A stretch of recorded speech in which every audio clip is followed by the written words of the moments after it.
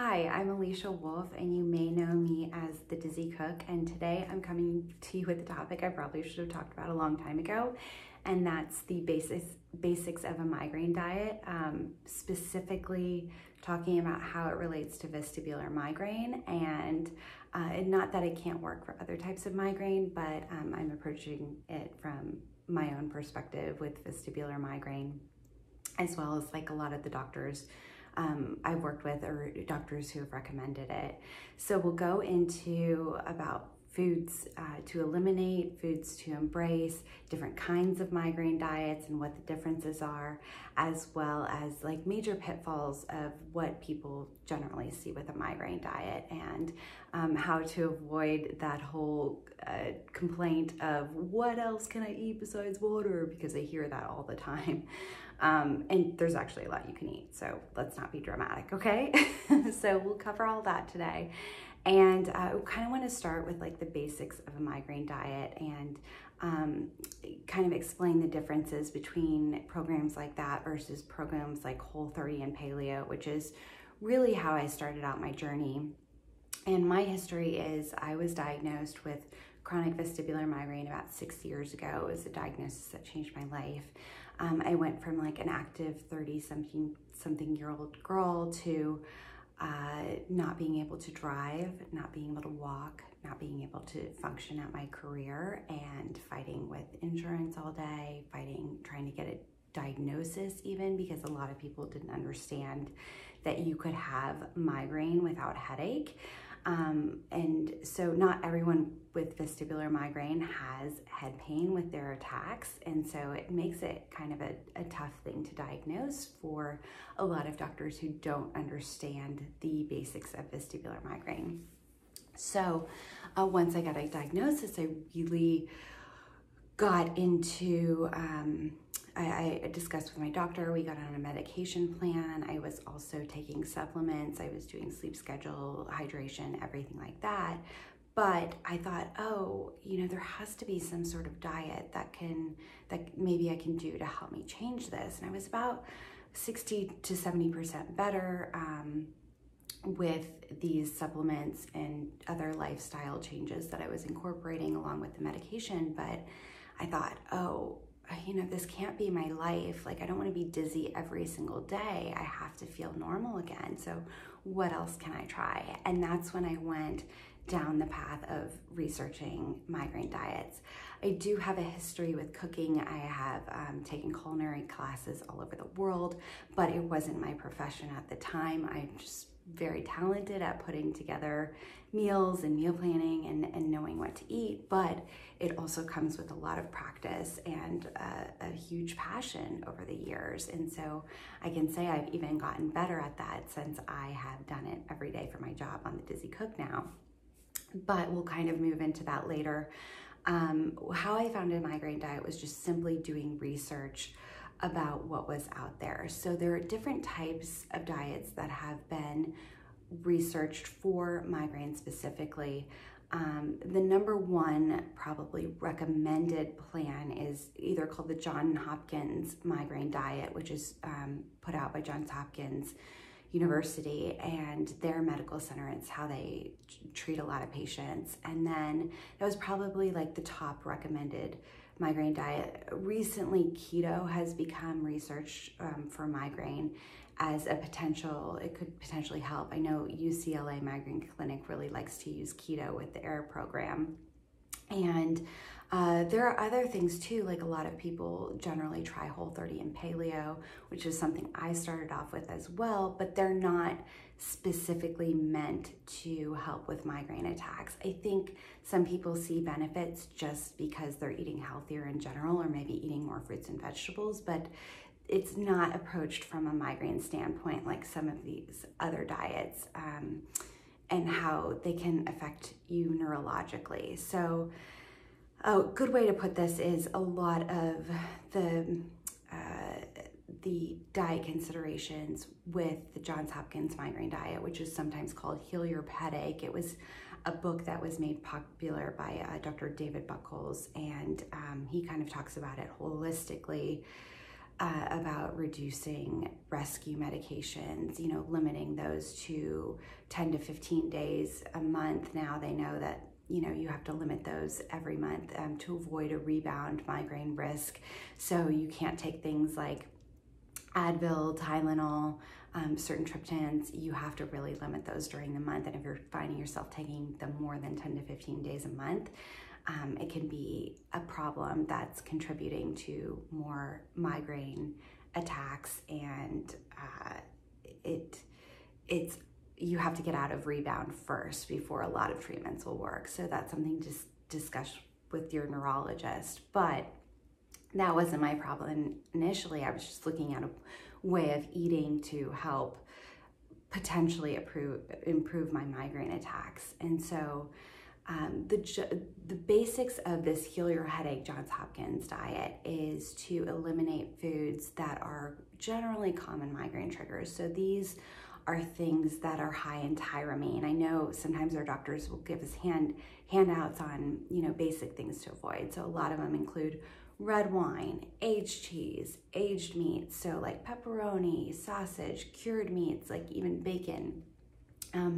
Anything that's considered old meat. So let's say you're buying a package of pre-cooked meat at Costco that's probably got, you know, a few preservatives and everything to keep it on the shelf. That's considered old meat, and tyramine increases with bacteria in food. So even things like leftovers, depending on your sensitivity to this tyramine, things like leftovers left for more than 3 or 4 days can cause those attacks. Even for some people, like long simmered bone broths and everything like that, if they're simmered more than 24 hours, they can be a potential for an attack. So this is something that's generally seen in patients, as well as certain fruits like citrus fruits. Bananas tend to be a common one. So this is another thing where they can increase in tyramine, because we all like to eat ripe bananas because they're so sweet. We don't want to eat the tart bananas, you know? So it's the same thing with avocados. Avocados increase as they get softer. And so what do we use for our guacamole? We use the soft avocados. So this is where people tend to see attacks happen more often with these certain kinds of foods, along with things like sulfites. So you'll see those a lot in dried fruits, as well as wine. And wine has a number of different combinations that can be a cause for an attack, but a lot of people draw that back to the alcohol, the sulfites, and the fermentation process. Fermented foods is another thing that generally people can have an issue with. So you're seeing kind of a common thread, like anything that's been aged, fermented. So these are things like yogurt, kefir, what else? Sauerkraut, kimchi. Those are probably less common things. I think most people, you know, generally eat yogurt as a fermented food. Kombucha can be one as well. That's kind of trendy. And then certain nuts actually can be high in this, so walnuts especially, but generally the diet has you eliminate all nuts for a while. And the idea is to eliminate these common triggers for a few months until you're giving your brain time to calm down and have fewer attacks, to where you can distinguish bringing back in certain foods and realize, oh, this food is a trigger for me. So 2 things about that. You want to essentially wait till your brain has calmed down. So a lot of people give themselves a timeline of like 3 to 4 months, and they're still having attacks all the time, which makes it impossible to distinguish whether that food is an actual migraine trigger or not. So that's where waiting till you are in a better place becomes something that's really important to do. The other factor of that is called a threshold theory. So the threshold theory is the idea that we can stack triggers that maybe we're sensitive to. And while chocolate might be a trigger one day for you, it may not be a trigger another day. And why that might be is because maybe you ate chocolate when you were on vacation and you're feeling good and you're relaxed and you're drinking a lot of water and you're getting enough sleep. And then your threshold is low enough that it doesn't cause an attack. But if you go home, you're stressed out at work, you're not sleeping well, you're not remembering to hydrate, that chocolate can be the thing that sets you over and triggers that attack. Maybe it's weather changes, whatever you're sensitive to, we all have different types of triggers. So that's what can make this diet a little bit more complicated and also hard for people to judge what triggers are. So today I'll kind of go through ways to make that a little bit easier for you. I know we kind of covered, the general migraine triggers. These don't mean they're triggers for everyone. They certainly weren't for me. And things I can tolerate now are chocolate, especially when my trigger load is low. I can do red wine, certain types of red wine I can tolerate. And so my triggers, even like certain aged meats or aged cheeses, I have to be a little careful with Parmesan, but generally I didn't have the traditional migraine triggers. I had the very odd migraine triggers, and I only realized this after going through the full elimination. So let me tell you about my history with it. I started out doing paleo and Whole30, and I didn't notice a difference in my attacks. If anything, they tend to get worse. And I'm like, how are my attacks getting worse when I'm eliminating all these things that are supposed to be, bad for me? Like, I think there's this common idea that gluten and dairy is bad for everyone, and that's not true at all. Definitely if you have a sensitivity to it, but for the general public, they're not bad things. And I think now they're kind of vilified by these different diets. And, it's kind of a shame because everything in moderation can be really healthy for you. And so even sugars, like natural sugars and that sort of thing, as long as you watch it, it's not necessarily a bad thing for you.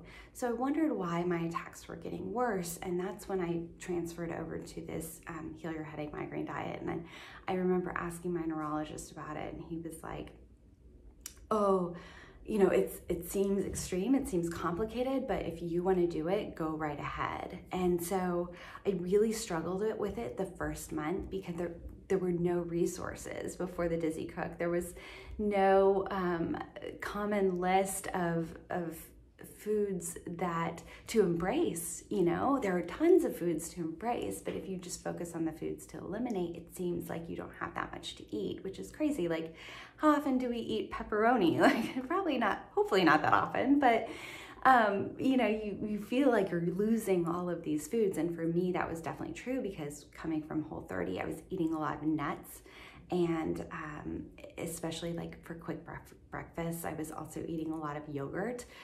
So like nut-based yogurts, coconut yogurt, that sort of thing.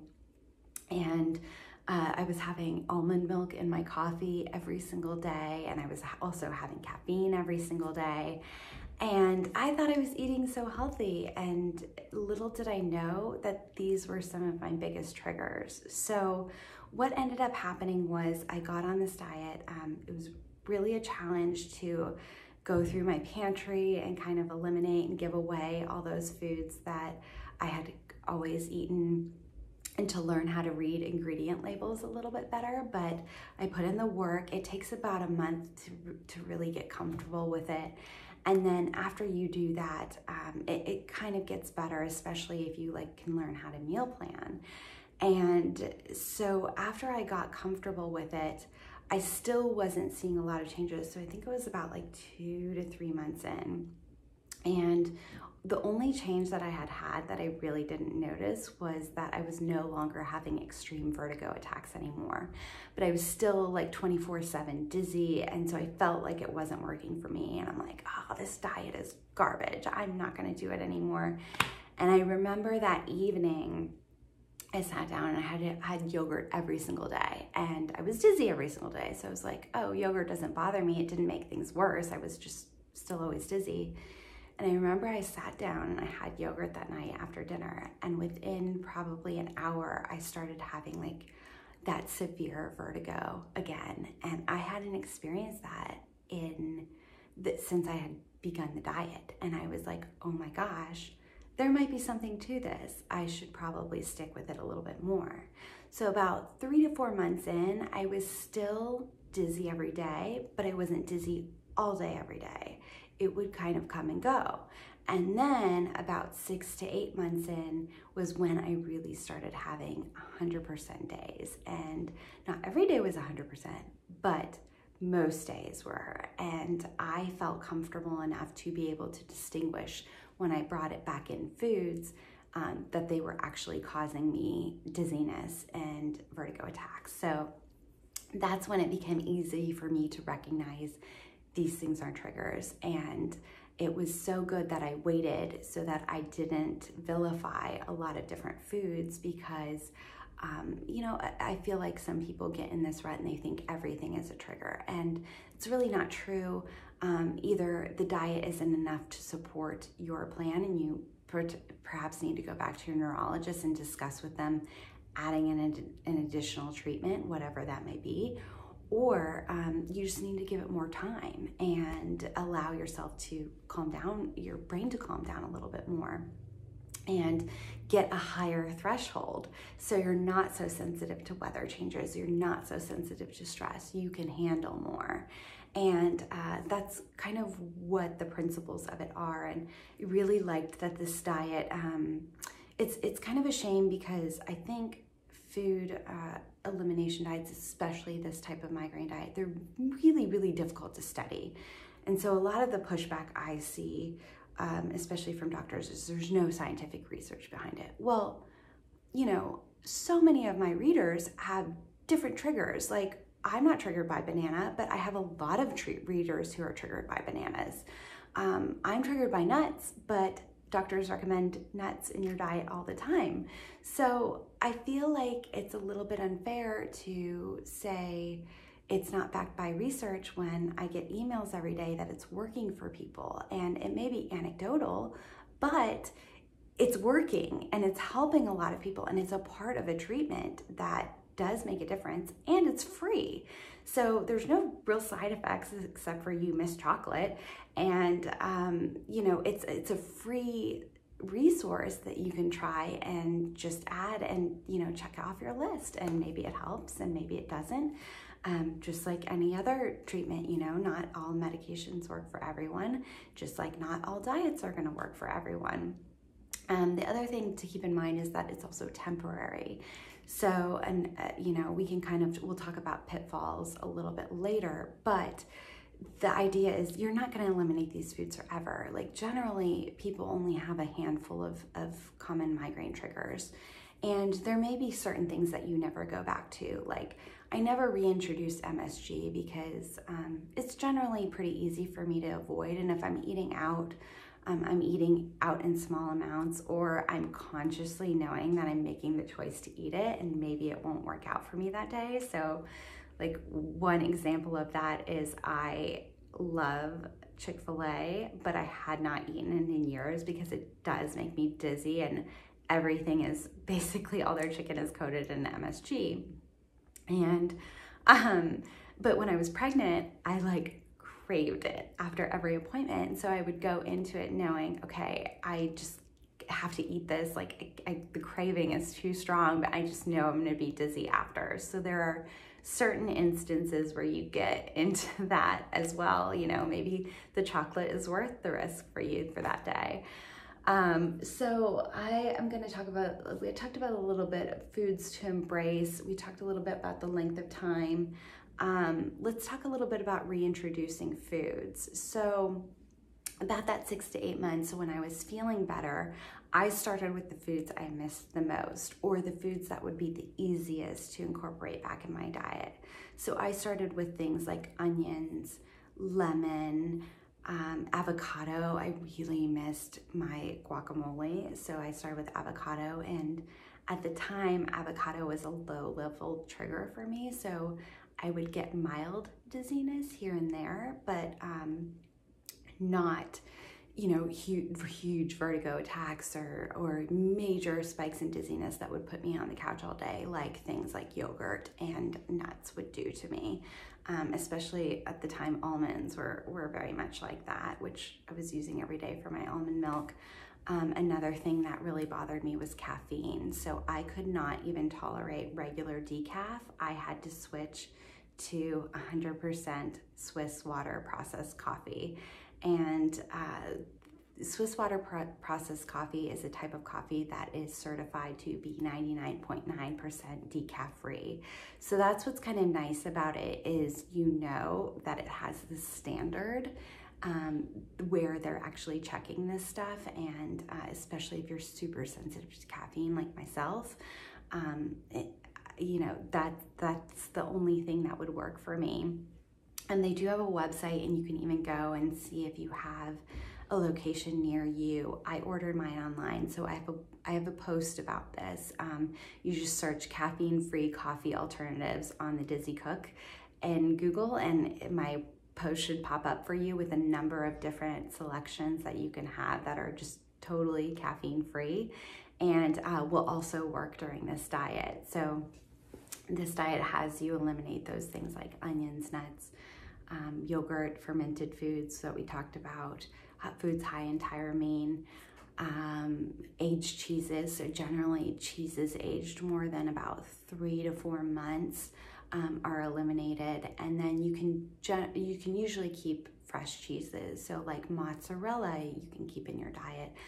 Fresh goat cheese, anything that's not aged a very long time. Burrata, we all love burrata, right? Ricotta cheese, like fresh ricotta cheese that's super creamy without gums or anything like that, and is delicious. And so you kind of learn to change your diet a little bit and love and embrace these new foods and new spices and everything like that. And that's kind of why I really loved this diet, is once I got past the morning of all the foods that I used to eat every day, I really found a lot of new foods I loved. So sunflower seed butter was one of those. Pumpkin seed butter, like we're so blessed to have access to all of these new things now for people with like these food allergies, right? And migraine triggers are not the same as food allergies. Generally, where they kind of co-mix with each other is like say you have a dairy sensitivity or dairy allergy, or a gluten sensitivity, gluten allergy. Those can trigger migraine attacks, but they're not common triggers as on their own, if that makes sense. Where dairy can be a trigger is kind of where, you know, when it's fermented, like as we talked about, or with those aged cheeses. So these, and you know, even in this list, like I've seen people's food triggers fall outside of this list, and that doesn't mean that they're not valid.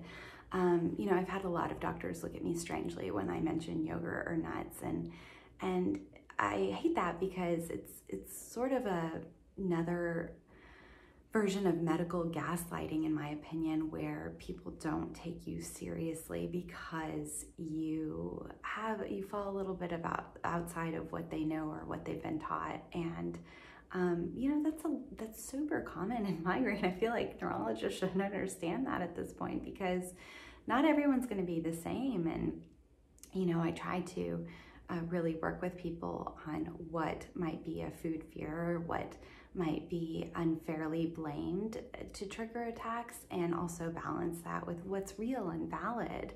And so I think from a doctor's perspective, and not taking this diet seriously, in a way, they're kind of brushing off patients and ignoring them, and you know, saying that people don't understand what makes them, like I've seen a study recently that says people pinpoint their food triggers incorrectly most of the time, and maybe they can if they're reintroducing foods at the wrong times, but I also think that kind of takes away from the patient's knowledge of their own body, and that's not really fair to the patient, because we're living with this, we understand it, and If we're going to tell you this affects us, like, believe us, believe the patients. And so that's kind of my soapbox speech on it. But elimination diet isn't meant for long term. So we want to introduce foods, especially when we're feeling better. And so if you start with things that you miss the most, it can kind of help. And the way to go about that is keeping a really strict food journal, and it doesn't have to be very detailed. I would just write down a little bit every day, add in things that you may not see as a big deal, but maybe it's condiments, maybe it's a certain type of fruit, maybe it's a sauce, and kind of compare that with another thing to write down is your stress level of that day, as well as the weather that day, and then to keep in mind your sleep schedule that day. So I would definitely track your hydration for the day, your sleep for the day, your stress level, and the weather, along with what you ate. And that way you can kind of see patterns, like, okay, it stormed this day and I normally am okay with avocado, but when it stormed, I got an attack. So is it the storm and the avocado together, or is it the avocado by itself? And that's when you can kind of start to put things together and see patterns, and not necessarily write off a food just because it happens, because I feel like so many people are like, oh, this food triggered me. And it's unfortunate because it's just that last thing that increased your threshold to have that attack. So you do have to test it out a number of different ways. The way I like to do it was to test a food 3 days in a row. And if I got no attack at all or no symptoms, I checked it off, it was fine for me. But if I was having low level dizziness, like with the avocado, I would kind of set it aside until I came back to my baseline, and would just note, okay, I had avocado, I got dizzy that day, I'm gonna try it again another day. So I would try, 3 to 4 times in different situations. And if it increased my dizziness every time, I would write it down as a potential trigger. The other thing to note is that triggers aren't your triggers forever. Migraine changes. So a lot of people, I've seen this, kind of in defense of MSG. Some people have said, oh, my grandfather, used to claim he was sensitive to MSG. And then in his 80s, like, he had no problem with MSG. Well, your migraine changes. Sometimes what treatment worked for you 10 years ago will not work for you now. And it was the same thing for me postpartum. Like, luckily a lot of my treatments worked, but I had to add in GammaCore, which was a non-invasive vagus nerve stimulation device afterwards. And that was kind of a choice I made because I didn't, it was easier to take care of my child not medicated, and so I didn't have to worry about like the side effects or slowing down from medication. So that was a good opportunity for me. But again, like, these treatments change, sometimes we have to go with it. Hormones change, especially with women. So your migraine triggers might not be your migraine triggers forever. And so it's a good thing, after you've been feeling better for a while, like maybe another year or so, try those foods that used to trigger you. And I know it can be kind of scary, but you should rest confidently in knowing that once you've calmed down your migraine attacks, you have the tools, that will help you and will give you a path to go forward. And you can kind of know, okay, these acute treatments work for me. I can rest easy knowing my preventative will work for me. And so if you fill that bucket or that threshold a little bit higher, the tools to get it back down lower. So you just go back to what you're doing. Everything should calm down. Work with your neurologist. If things get really bad, there are, things that you can do to help stop that attack and bring it back. So it doesn't mean you're going to go back to that chronic state. And so just kind of telling yourself that, reassuring yourself, can help a lot with food fear. And that brings me into my pitfalls of a migraine diet. So the biggest issues I see and kind of the things that doctors say often is that it's restrictive. And okay, so I've been doing recipes for this for over 4 years now. I probably have like 500 recipes and I haven't run out of ideas. I don't have any nutritional deficiencies. My husband doesn't have any nutritional deficiencies. You know, there are ways to successfully do this diet and not have nutritional deficiencies and not feel restricted. A lot of that comes down to people not knowing how to cook. So I feel like these doctors hand us these papers. You've never had to meal plan before. You don't know what ingredients go together. You maybe only know how to cook a few things, but haven't branched out beyond that. You don't know what sumac is as a spice. And so, you know, you have to learn that in like a day, and it's overwhelming. And I think that's where a lot of like people get into food fears, and they start eating the same things every day and not varying their diet. And that's where you can kind of get into trouble about it, especially if you have a history of disordered eating. It's not recommended to do any type of elimination at all. You know, we don't want to view foods as good and bad. All foods are good. It's just sometimes they trigger a migraine for us. So, you know, we need to rephrase it as the foods that are good for our brain, and look at it from that perspective, and also giving our brain time to calm down. So a few ways to help this, I recommend getting on my website, thedizzycook.com, making a meal plan for the week, grocery shopping from that list. You know, ordering groceries is such a great thing now, like, and it saves, prevents you from having that trigger of the grocery store too. So just picking up the groceries is really nice if you can make that work, or you have access to that. And the other thing is to branch out a little bit and try new things. So occasionally I have cooking classes online done through different nonprofits, but I'll also offer them on the dizzycookshop.com. And I've kind of gotten away from that working on my new cookbook because I just kind of ran out of time, but they will come back. And you know, you can learn little tips there, like how to hold a knife, how to make chopping easier for you during a migraine attack. You know, cooking can be difficult, and so buying these like little appliances along the way that can make your life easier, like a good quality blender, an immersion blender, things like that can really make cooking a lot more fun and easy for you, and also take the stress level away. So I recommend going to my website. If you have an issue with cooking, like, please reach out to me. Let me know. You know, I can kind of help you with some tips and tricks. And just try meal planning. So I do a whiteboard and I write down all my recipes that sound really good that day, planning in one day for takeout. And I have a post on my website too about eating out on a migraine diet. Just Google that and my post should pop up. You may have to add Dizzy Cook on it and my post should pop up, and it kind of gives you an idea of how to eat out or how to make selections when you eat out. But generally I plan in like a takeout day, one day a week, for when I'm just exhausted and I don't feel like cooking. And I'll just move the dinner I had planned that night. I'll also plan in some slow cooker recipes during the week, or meals that I've already frozen, and to make my life a little bit easier so you're not starting from scratch every night. And ways to do that are like meal prepping meatballs. So meatballs can be used in many different ways. With meatballs, you can freeze them. They're really, really easy to freeze, and that helps stop the process of the tyramine buildup that we kind of talked about earlier.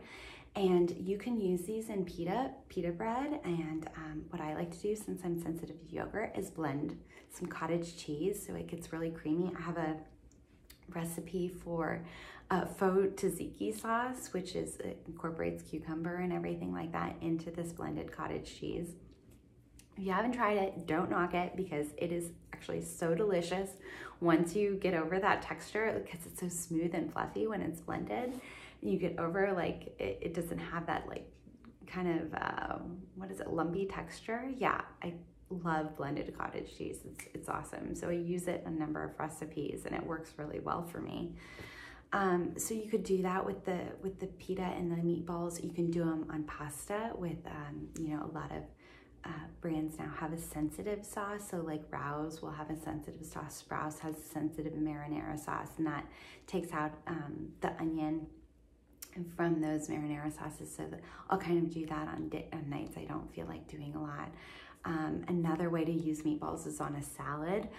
You could drizzle it or even do like a lettuce wrap and do a little bit of aioli. So like a mixture of a little bit of garlic, mayonnaise, and a little bit of vinegar mixed in. So distilled white vinegar is one of those things that people generally tolerate okay compared to the aged vinegars. And so that's meatballs 3 ways, right? Another thing I like to do is Tex-Mex recipes. So I always keep tortillas in my fridge along with American cheese, which is a fresh cheese. Good quality American cheese are things like Boar's Head. Andrew and Everett has a really good one. And it's a combination of really young cheddar cheese and really young Colby cheese. And it melts extremely well. So you can use it on like a tuna melt or on burgers or anything like that. You know, I think that's generally what it's used for. But with American cheese, I think everyone assumes it's Velveeta and it has all these like additives and MSG in it, and that's not the case. Like there's actually really good quality American cheeses out there, and they taste really good too. So I'll use American cheese, which is actually used in a lot of like Tex-Mex restaurants here in Dallas because it melts so well. But they'll combine it a lot with queso and some of the like Mexican cheeses as well for that like texture, that creamy, melty texture. So you learned something new today. But I'll use those for quesadillas. Sometimes if you are dairy-free, if you're one of those people who have the sensitivity, you know, you can do tacos and just ground meat. Do it in a soft taco, bake it, and you have a crispy taco. Put it into between 2 tortillas and fry it in a pan with some spinach on top, and you have a quesadilla. You could roll them and bake them in the oven for a little bit, and then you have a crispy flauta. You can serve with, I have a great homemade salsa recipe in my cookbook, and or a queso. I have a queso recipe as well. And you could do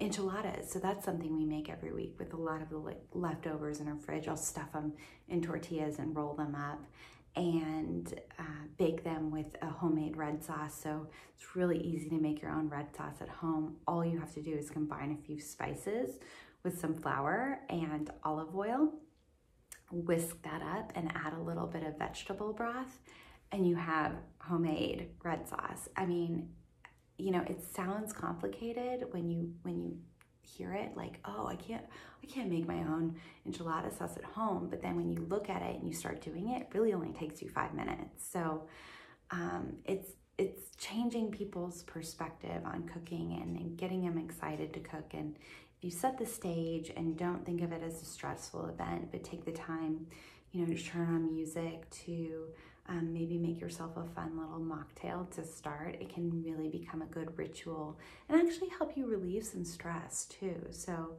and a lot of this is done, you'll get more confidence the more you do it, and you'll get better at it, and then you'll become an expert at it. And so that's what I want to try to encourage people to do. Long term, and this is kind of the new book I'm writing, long term, you know, we don't want to be on this elimination diet, as I've said before. And so a lot of the studies that are coming out now, there was one recently that showed a good balance of omega-3s, increasing omega-3s and reducing omega-6s can help with migraine attack days. And what's kind of interesting, Dr. Carey actually from Johns Hopkins sent me the details on what they served the patients that they did these tests on. And one little thing I pointed out was that the ones who had no change in attacks or had an increase in attacks were actually given yogurt every day. And I said, Dr. Carey, you know, that's one of my triggers. You're like, do you think maybe the yogurt had something to do with it? So again, this is what makes testing migraine diets. And, food triggers is so difficult because people have a range of triggers, but overall, they found benefits by increasing omega-3s. And so the new book I'm working on really takes, it's in collaboration with Dr. Shin Bae from UT Southwest. Well, he was at UT Southwestern. Now he has his own clinic for vestibular migraine disorders, and he is my neurologist. And so we're working in collaboration with each other on a more sustainable long-term diet. So this book is really about what the next steps are. Maybe you've done an elimination diet, you've figured out your triggers. What do you eat long-term? How do you go about that? And what foods are good for your brain? What can support your brain health overall? And generally, what has been proven for migraine and just brain health in general is a Mediterranean diet way of eating. So we talk a lot about increasing those omega-3s by eating a lot of fresh fish, a lot of seafood, actually. So hopefully you all like seafood, but also increasing your vegetables, certain kinds of fruits that can be really helpful. Berries are really rich in antioxidants, and that can help support your brain health as well. And overall, these lead to better, having a good diet like this can lead to, good gut health, and also affect that gut-brain connection that many people talk about. And it's also why I use GammaCore, is it connects that vagus nerve, which is responsible for your gut-brain connection. So I know that's a lot of information all at once, 40 minutes of me talking about migraine diet stuff, but I hope this helps give you a little bit of clarity into a migraine diet, why it's done, what kind of to expect from a timeline, and how to eat going forward. So I hope that book will be out this October and will kind of give you a path for what the next steps are. Maybe you're overwhelmed by this elimination and you just want a way to eat to support your brain health in the future. So we kind of talk about why certain foods tend to be triggering for migraine. And so we go over things like chocolate, nuts, red wine, things that are also staples in the Mediterranean diet that don't necessarily cross over with a migraine disorder, and kind of the science behind that and why you may want to avoid it for a little bit, and the recipes correlate with that. So it should be an interesting project that I hope you guys will love. And right now you can, if you're really into the migraine elimination diet and I've convinced you to do it, you can find a lot of resources on thedizzycook.com, or it's all in one place on my book, The Dizzy Cook. You can get it off Amazon. I do have a shop, thedizzycookshop.com, and any order there supports me directly. So not many people know this, but you don't make any money basically when you sell a book on Amazon through a publisher. So that selling it and buying it directly through me helps support me and the website too. So if that's something you care about, please check out thedizzycookshop.com. I actually sign and send out all the books myself, so it makes it a little bit more personal. But thank you for joining me today. If you have any more questions, feel free to reach out on any of my social media. It's all at The Dizzy Cook. And hopefully this was helpful. I'll see you later.